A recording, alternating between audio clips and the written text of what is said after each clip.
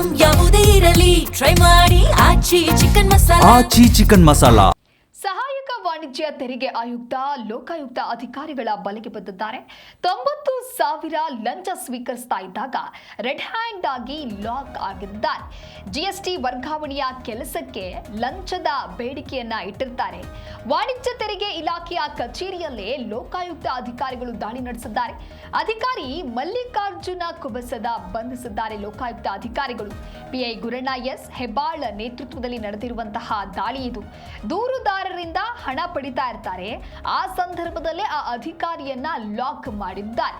90,000 ಲಂಚದ ಹಣವನ್ನ ಲೋಕಾಯುಕ್ತ ಅಧಿಕಾರಿಗಳು ಇದೀಗ ವಶಕ್ಕೆ ಪಡೆದುಕೊಂಡಿದ್ದಾರೆ. ತೆರಿಗೆ ಸಲಹೆಗಾರ ಶ್ರೀನಿವಾಸ್ ರಾವ್ ನೀಡಿದ ದೂರಿನ ಮೇರೆಗೆ ಕಾರ್ಯಾಚರಣೆಯನ್ನ ಮಾಡಲಾಗುತ್ತೆ. ಸರ್ಕಾರಿ ಕೆಲಸಕ್ಕಾಗಿ ಲಂಚವನ್ನ ಕೇಳಿದ್ರು ಸಹಾಯಕ ವಾಣಿಜ್ಯ ತೆರಿಗೆ ಆಯುಕ್ತರು.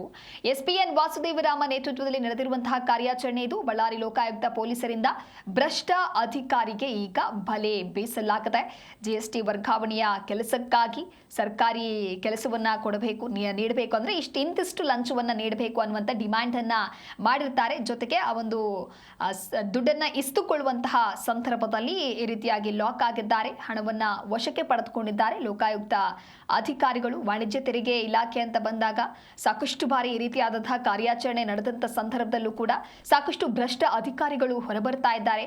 ಯಾವುದೇ ರೀತಿಯಾದಂತಹ ಕಠಿಣ ಶಿಕ್ಷೆ, ಕಠಿಣ ಕ್ರಮವನ್ನ ವಿಧಿಸಿದ್ರೂ ಕೂಡ ಈ ರೀತಿಯಾದಂತಹ ಭ್ರಷ್ಟ ಅಧಿಕಾರಿಗಳಿಗೆ ಕಡಿವಾಣ ಹಾಕುವಂತ ಕೆಲಸ ಮಾಡೋದಕ್ಕಾಗ್ತಾ ಇಲ್ಲ.